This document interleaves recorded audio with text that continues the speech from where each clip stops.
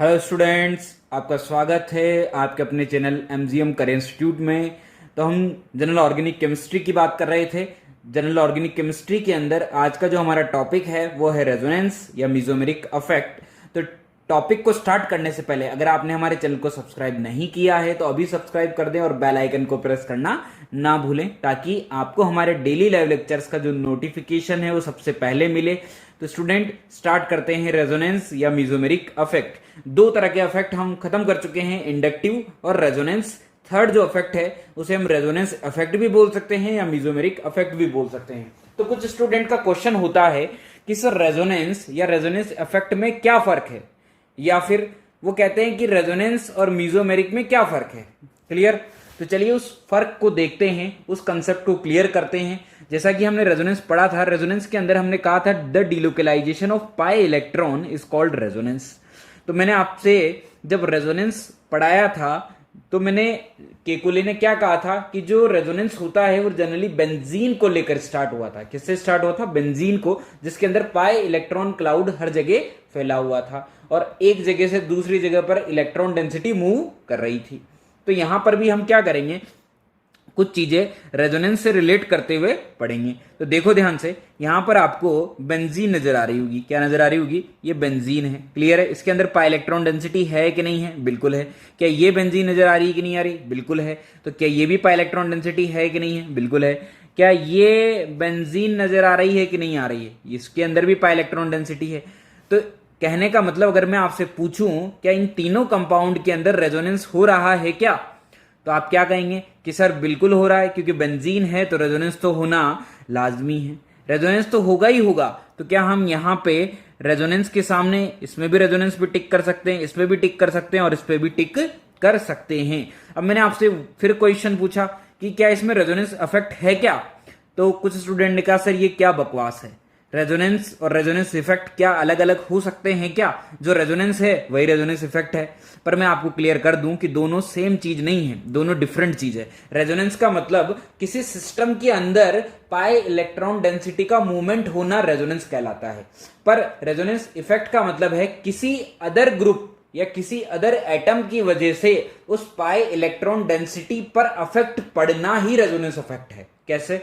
देखो ध्यान से, अगर मैं बेंजीन ले लेता हूं, मैं फर्स्ट कंपाउंड ले लेता हूं, तो इस फर्स्ट कंपाउंड के अंदर रेजोनेंस इफेक्ट नहीं होगा, क्योंकि इस पाई इलेक्ट्रॉन क्लाउड के ऊपर कोई भी ग्रुप ऐसा नहीं है, कोई भी एटम ऐसा नहीं है जो अफेक्ट डाल रहा हो।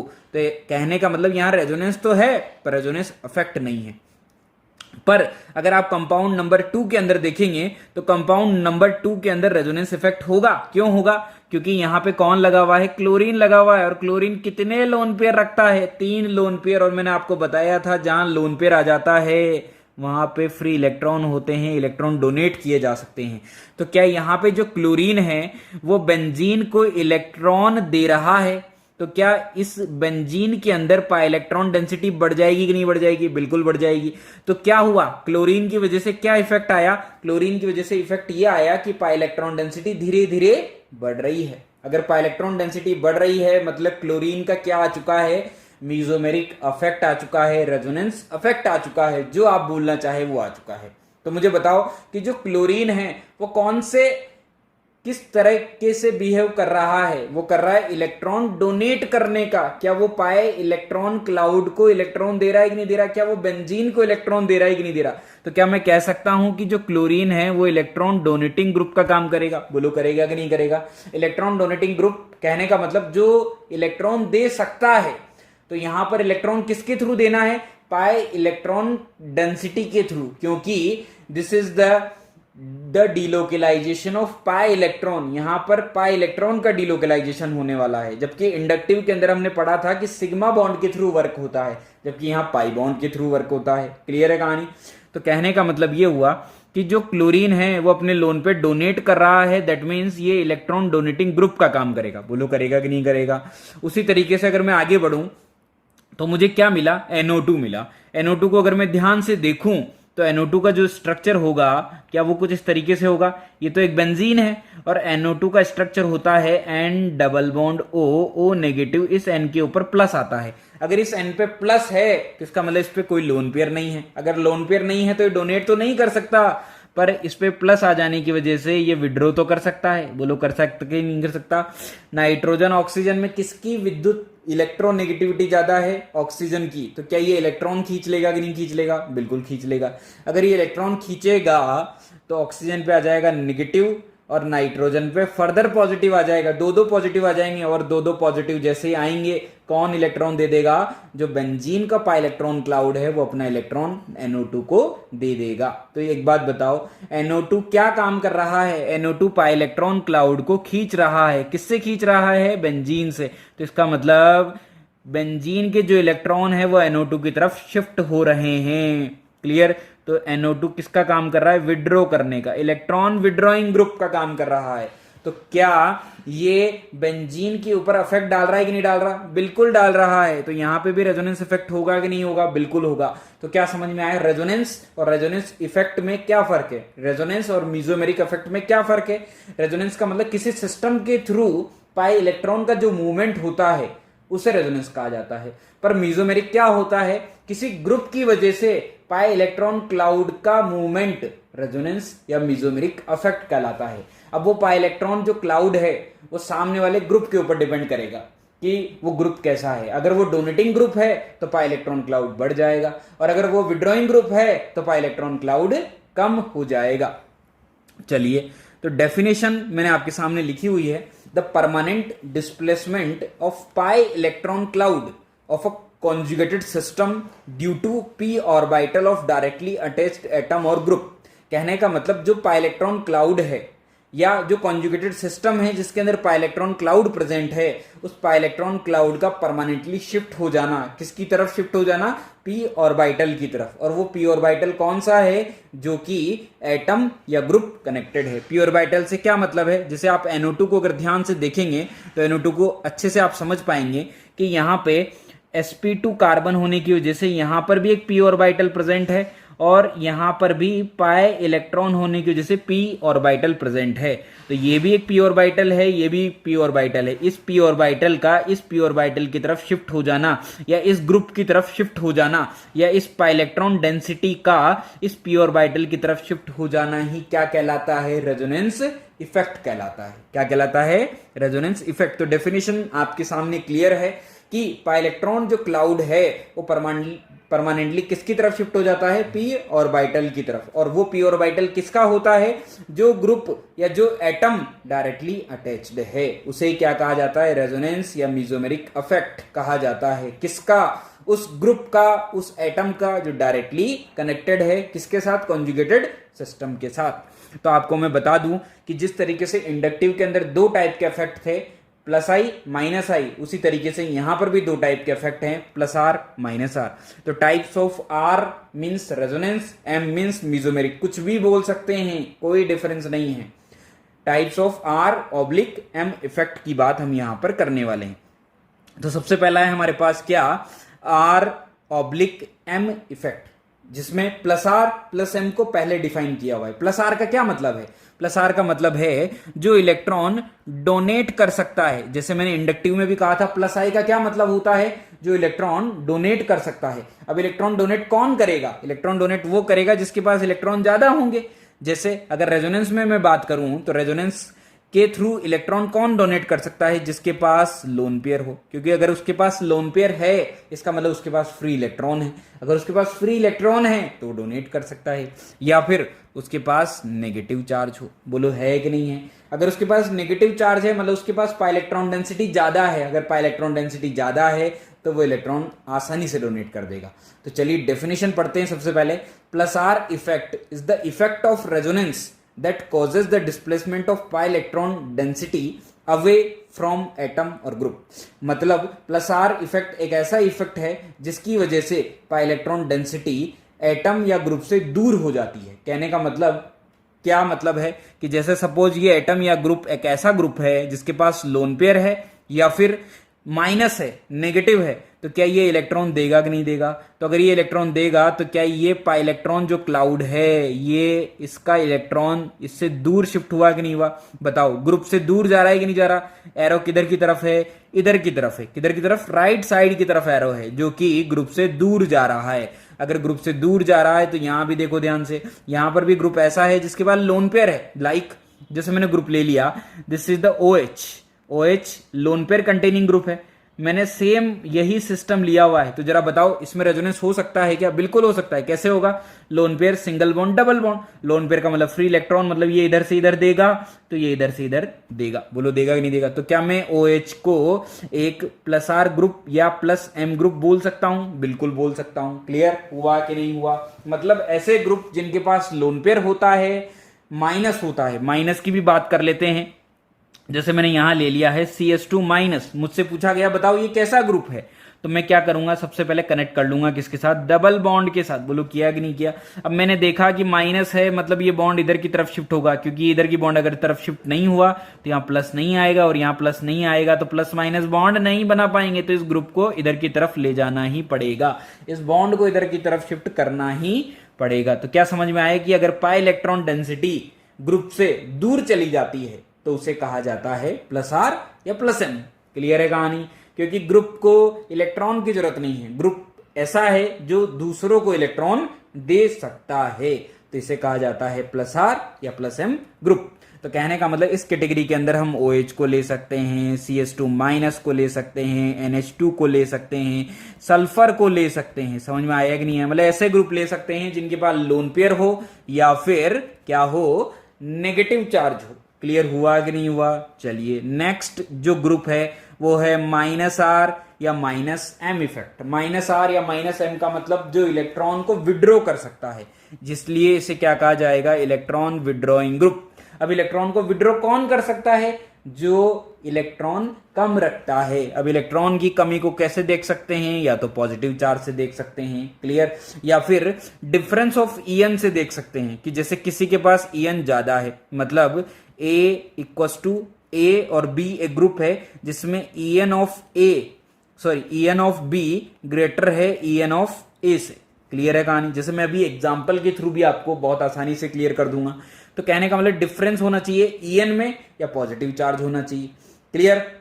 या फिर ऑक्टेट इनकम्प्लीट होना चाहिए, लाइक बोरोन BH2। ऑक्टेट क्या होता है इसका? इनकम्प्लीट होता है, तो इस वजह से ये इलेक्ट्रॉन विड्रॉ कर सकता है। तो क्या कहानी है?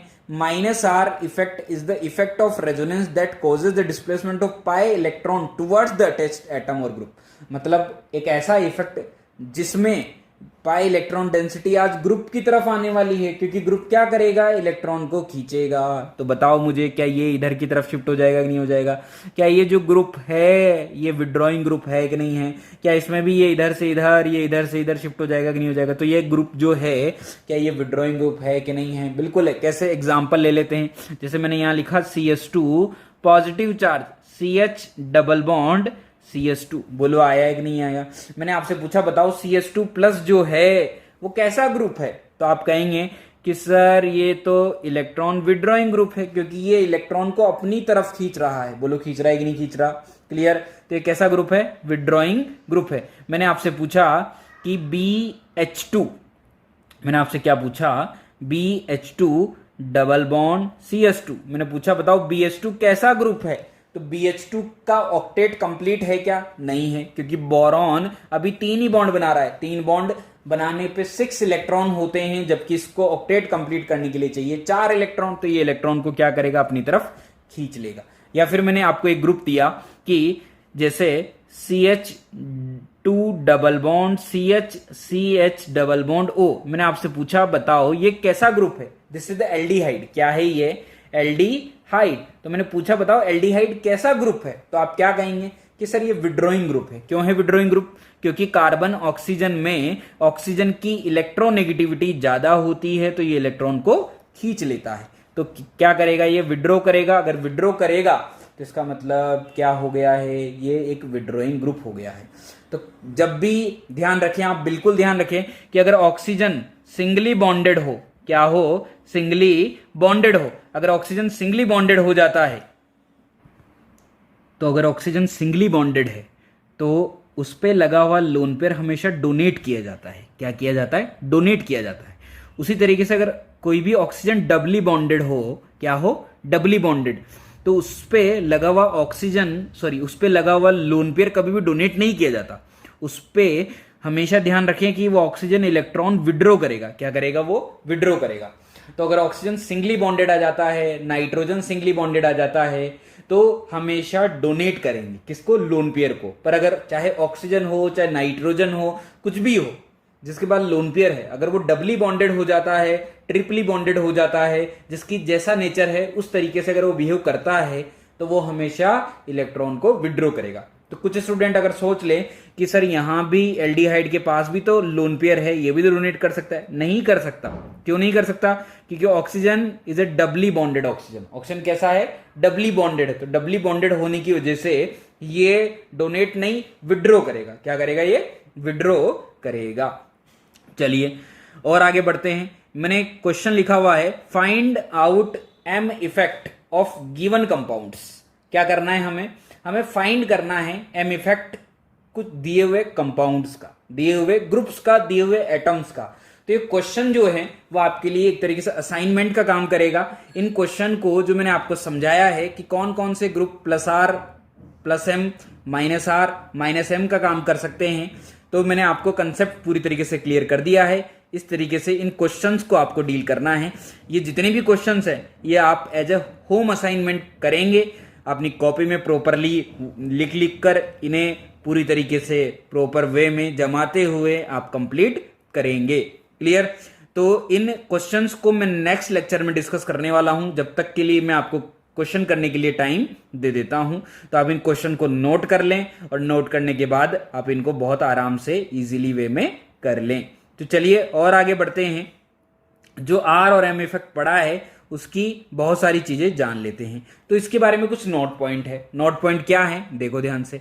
नोट पॉइंट ये है कि कुछ इफेक्ट या कुछ ग्रुप ऐसे होते हैं जो कि, जैसे हमने कुछ ग्रुप क्या पढ़े कि कुछ ग्रुप ऐसे हैं जो कि डोनेट करते हैं, कुछ ग्रुप ऐसे हैं जो कि विड्रॉ करते हैं, पर कुछ ग्रुप ऐसे भी होते हैं जो कि दोनों काम कर सकते हैं, विड्रॉ भी कर सकते हैं, डोनेट भी कर सकते हैं। कैसे? देखो ध्यान से।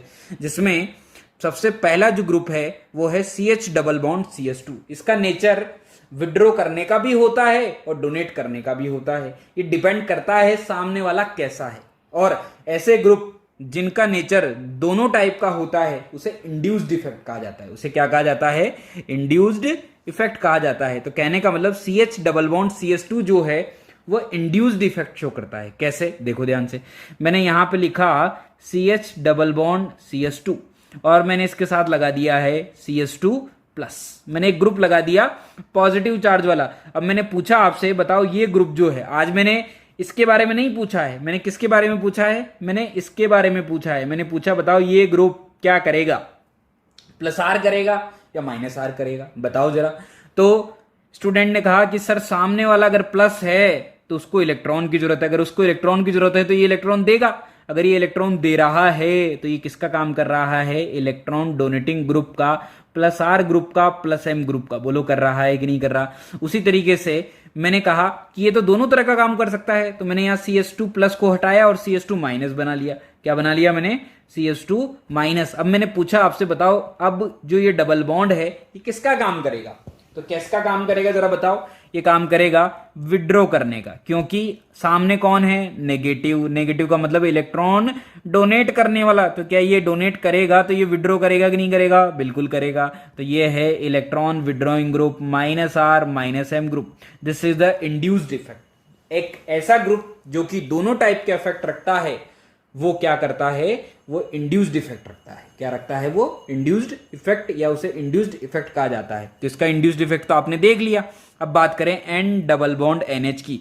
तो मैंने कहा था जो डबली बॉन्डेड नाइट्रोजन होता है वो विड्रॉ करता है। तो बताओ ये विड्रॉ करेगा कि नहीं करेगा? क्लियर? और मैंने कहा था जो सिंगली बॉन्डेड नाइट्रोजन होता है वो डोनेट भी कर सकता है। तो ये डोनेट करेगा कि नहीं करेगा? बिल्कुल करेगा। तो ये दोनों तरह के इफेक्ट रख रहा है। यहां से तो रख रहा है ये प्लस आर और यहां से रख रहा है ये माइनस आर। तो इंड्यूस्ड इफेक्ट हो गया कि नहीं हो गया? बिल्कुल। बेंजीन भी किसकी तरह बिहेव करता है? डबल बॉन्ड की तरह, क्योंकि बेंजीन में भी क्या है? डबल बॉन्ड है।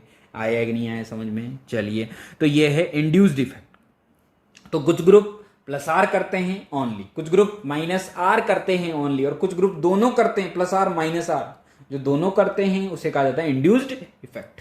चलिए, different sites in mono substituted benzene, कहने का मतलब जो मोनो सब्स्टिट्यूटेड बेंजीन है, बेंजीन बना लेते हैं हम यहां पर, ये रहा एक बेंजीन, क्लियर है। और मोनो सब्स्टिट्यूटेड का मतलब है कि इसके ऊपर ओनली एक ग्रुप लगा हुआ है, this is the group, clear. ये जो मोनो सब्स्टिट्यूटेड बेंजीन है इसके पास डिफरेंट डिफरेंट साइट्स होती है, डिफरेंट डिफरेंट साइट्स से मतलब ये जो पोजीशन है इसे कहा जाता है ऑर्थो। क्या कहा जाता है इसको? ऑर्थो। इसे कहा जाता है मेटा, इसे कहा जाता है पैरा, और स्टूडेंट जान के अच्छा लगेगा कि इसको कहा जाता है इप्सो। क्या कहा जाता है इसको? इप्सो, क्लियर। तो आप जब भी 12th की केमिस्ट्री पढ़ेंगे, 12th की ऑर्गेनिक पढ़ेंगे, तो आप जानेंगे कि इप्सो क्या होता है, वहां पे इसकी कुछ रिएक्शन भी आपको मिलेगी। तो फिलहाल के लिए आप इतना सा ध्यान रखें कि ये इप्सो है, ये ऑर्थो है, ये मेटा है, ये पैरा है। उसी तरीके से अगर ये इप्सो है तो ये ऑर्थो है, ये भी ऑर्थो है, ये मेटा है तो ये मेटा है, ये पैरा है। आया कि नहीं आया समझ में? क्लियर है कहानी? चलिए, जो रेजोनेंस इफेक्ट होता है वो हमने पहले भी पढ़ा हुआ है कि एक परमानेंट इफेक्ट है, ये डिस्टेंस पे डिपेंड नहीं करता, इसलिए कहा गया है ये डिस्टेंस इंडिपेंडेंट है। डिस्टेंस पे कौन डिपेंड करता है? ओनली इंडक्टिव इफेक्ट, और कोई डिपेंड नहीं करता। प्लस आर और प्लस एम जो ग्रुप है उन्हें पाई इलेक्ट्रॉन डोनर कहा जाता है। कहने का मतलब जो इस कैटेगरी के अंदर आते हैं उन्हें डोनेटिंग ग्रुप कहा जाता है, या फिर इसे एक्टिवेटिंग ग्रुप भी बोल सकते हैं। ये एक्टिवेट करता है, किसको एक्टिवेट करता है? सामने वाले को, कि सामने वाले को ये इलेक्ट्रॉन दे देता है और उसे क्या कर देता है? एक्टिवेट कर देता है। उसी तरीके से माइनस आर जो माइनस एम होता है उसे पाई इलेक्ट्रॉन एक्सेप्टर कहा जाता है। क्या कहा जाता है इसको? पाई इलेक्ट्रॉन एक्सेप्टर, मतलब ये इलेक्ट्रॉन एक्सेप्ट कर लेता है, खींच लेता है। कहने का मतलब सामने वाले को क्या कर देता है? ये डीएक्टिवेट, तो इसे डीएक्टिवेटिंग ग्रुप भी कहा जा सकता है। समझ में आया कि नहीं आया? क्या कहा जाता है इसको? डीएक्टिवेटिंग ग्रुप भी कहा जा सकता है। क्लियर है कहानी? तो चलिए स्टूडेंट, यहां तक हमने मीजोमेरिक या रेजोनेंस इफेक्ट को कवर कर लिया है। ये आपका रेजोनेंस कवर हो चुका है, मीजोमेरिक कवर हो चुका है। अब हम जब आगे लेक्चर में जाएंगे तो हम जो आपको मैंने होम असाइनमेंट दिया है उसको भी कंप्लीट करेंगे, और साथ के साथ हम इसकी एप्लीकेशन की तरफ भी बढ़ेंगे। तो स्टूडेंट, आज तक के लिए यहीं तक, आप बने रहिए हमारे साथ, और नेक्स्ट लेक्चर के अंदर आप इन कोर्स को कंप्लीट करें और इन क्वेश्चन का जो आंसर है वो मैं आपके सामने लेकर आऊंगा। तो thank you students, thank you.